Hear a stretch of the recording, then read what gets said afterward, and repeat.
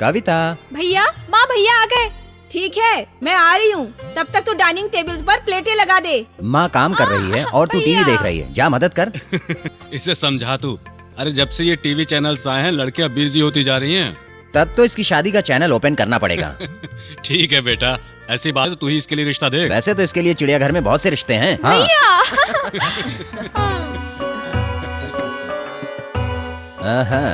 सबसे पहले सास को चखता हूँ। क्या कहा, सास? हाँ, सास मतलब मिर्ची, देखने में लाल, खाया तो मुंह जला देती है। उससे पहले आज का स्पेशल बैंगन का भरता। हाँ, बैंगन का भरता। कहते हैं बैंगन का भरता गुड़ की पूरन पूड़ी बहुत स्वादिष्ट लगती है खाने में। अच्छा? आहा, वाह क्या बात है माँ। अगर मैं मुख्यमंत्री होता तो तिरुपति बालाजी के यहाँ लड्डू की जगह माँ के हाथों से बना भरता ही बंटवाता। गजब है माँ। इतनी तारीफ मत कर, तेरे बाबूजी ने बनाई है। अरे राजा रुक तो। मैंने ऐसा क्या कहा जो तू खाना छोड़ के जा रहा है? नहीं तो क्या करूँ माँ, अपने दुश्मन के हाथ का खाना खाऊं जिसने मेरी माँ को जीते जी मारकर मुझे अनाथ बना दिया? उस नीच के हाथ का खाना मैं खाऊंगा? कैसे बातें कर रहा है तू? तेरे बाबूजी का मतलब मैं अपने पति के बारे में बोल रही थी। बेटा, तू हमारे बारे में क्या सोचता है ये तो मैं नहीं जानता, लेकिन हम तुम्हें अपना बेटा ही समझते हैं। अगर हमारे ऐसा कहने से तुम्हें बुरा लगा तो हमें माफ कर देना, पर इस तरह खाने को ठुकरा कर नहीं जाते। मुझे माफ कर दीजिए पिताजी। मुझे लगा माँ उस कातिल के बारे में बात कर रही है। मुझसे गलती हो गई।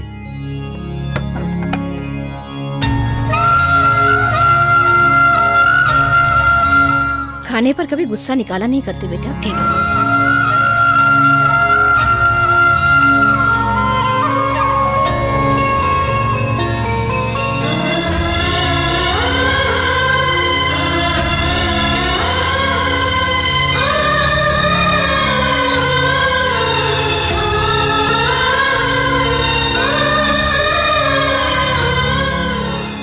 सेब लीजिए भैया। पहले ये चेन पहन लो। हाँ? ये क्या है? बहन के लिए चेन लाया। ये क्या है राजा? हमारे खाने की कीमत चुका रहा है? अरे नहीं, ऐसी बात नहीं है माँ। तो फिर? जब से पहचान हुई है तब से खाना खा रहा हूँ, उसके बदले पैसे भी नहीं लेते हैं आप लोग। कहीं और खाना खाऊं वो आपको पसंद नहीं, इसलिए कम से कम अपनी बहन के लिए चेन तो ला सकता हूँ ना। देख बेटा, तेरी बहन को चेन कब देना है ये मैं तुझे बताऊंगी। तब तक ये चेन अपने पास ही रख। ए राजा बेटा, हम जो तुझे खाना खिलाते हैं उसे तू कभी पैसों से मत तोलना। वो तो तेरे लिए हमारा प्यार है, माता पिता का दुलार है।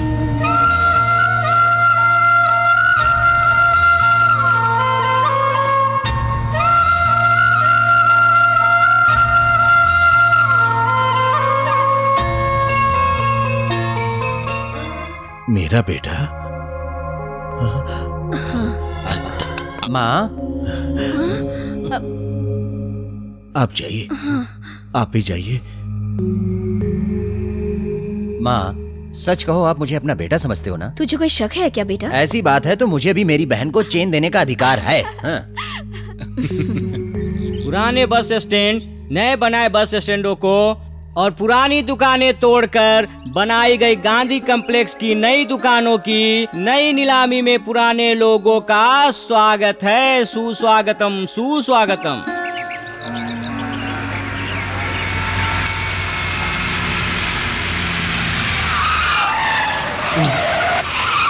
ये स्वागत नहीं, भयानक स्वागत है।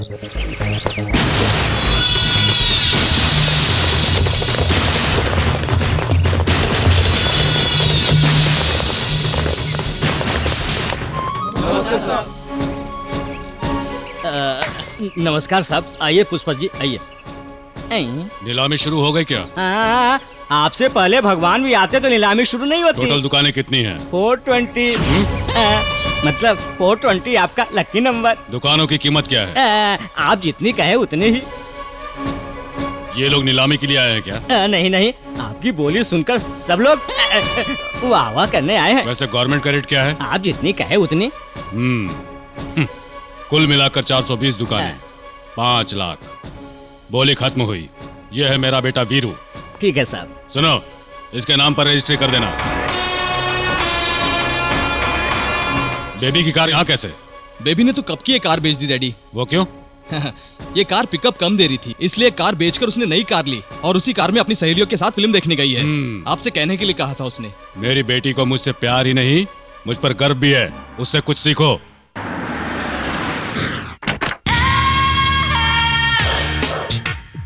नमस्कार जी। नमस्कार जी। भानु आई नहीं क्या?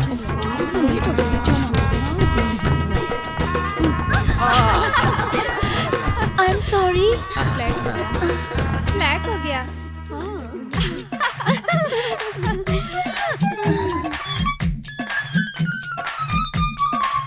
एक्सक्यूज मी, जी कहिए। पिक्चर स्टार्ट हुए कितना टाइम हो गया? आधा घंटा हुआ। ओह,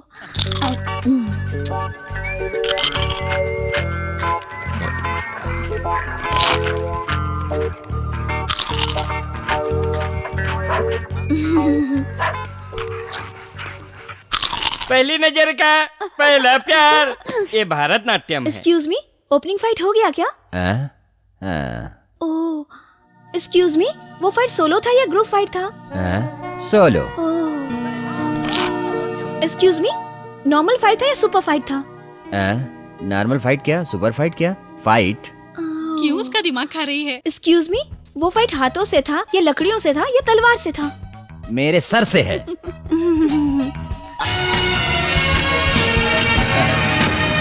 पोए पोए। Bubble gum. बेचारा, क्यों सता रही हो उसे? जाने देना। अच्छा, बेचारा। जब लड़कियां अकेले में मिलती हैं तो लड़के परेशान करते हैं ना। आज ये बेचारा अकेला है इसलिए सता रही हूँ। एक्सक्यूज।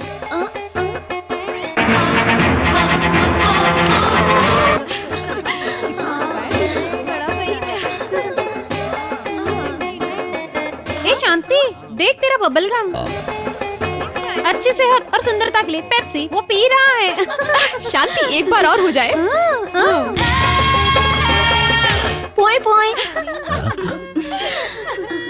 एक्सक्यूज मी, क्या? आपको पेप्सी पसंद है क्या? एक्सक्यूज मी, पेप्सी स्ट्रॉ से पीना अच्छा लगता है या बोतल से पीना अच्छा लगता है? हथेली पर डालकर नाक से पीना अच्छा लगता है। एक्सक्यूज मी, ये पेप्सी शाहरुख खान ने पी के छोड़ी है या अमिताभ बच्चन ने पी के छोड़ी है?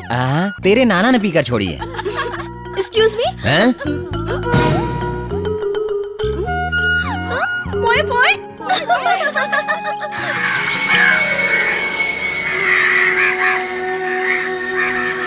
यहाँ बैठो बेटे। ओम केशवाय स्वाहा, नारायणाय स्वाहा। श्राद्ध किसका करवाना है बेटा? मेरी माँ का। मरने वाले की तिथि, महीना और नक्षत्र पता है ना? पता नहीं। पता नहीं? मरने वाले का महीना, तिथि, नक्षत्र पता नहीं और श्राद्ध करने चले आए? श्रद्धा से किया श्राद्ध ही होता है, मजाक से किया हुआ नहीं।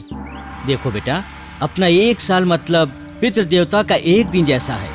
श्राद्ध करने के लिए मरने वाले का महीना, तिथि, नक्षत्र मालूम होना जरूरी है, वरना न उन्हें मोक्ष मिलता है न ही श्राद्ध सफल होता है। सुनिए पंडित जी, श्रद्धा से किया हुआ ही श्राद्ध है, ये आपने ही कहा था। वो श्रद्धा मुझ में है।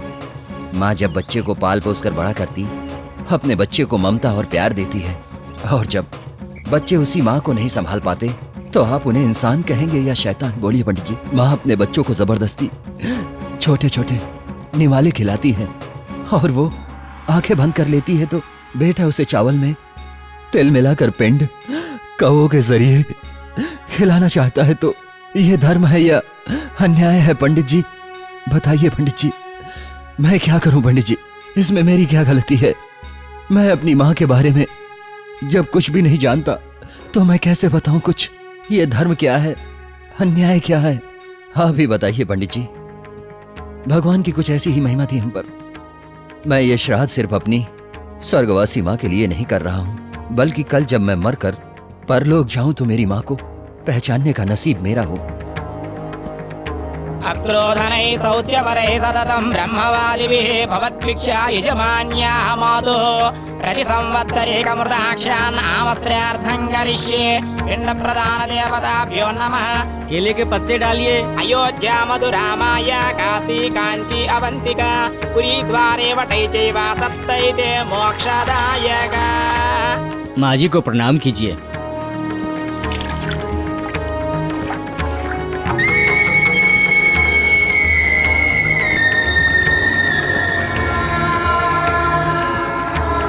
बेटा, माँ जी को याद करके प्रार्थना करो।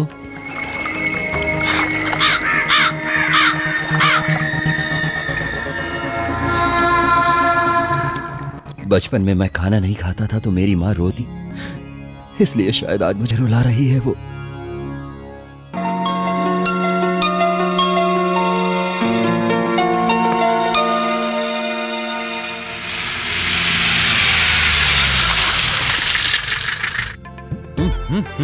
कविता। भैया, माँ भैया आ गए। ठीक है, मैं आ रही हूँ। तब तक तू डाइनिंग टेबल्स पर प्लेटें लगा दे। माँ काम कर रही है और तू टीवी देख रही है, जा मदद कर। इसे समझा तू। अरे जब से ये टीवी चैनल्स आए हैं लड़कियां बिजी होती जा रही हैं। तब तो इसकी शादी का चैनल ओपन करना पड़ेगा।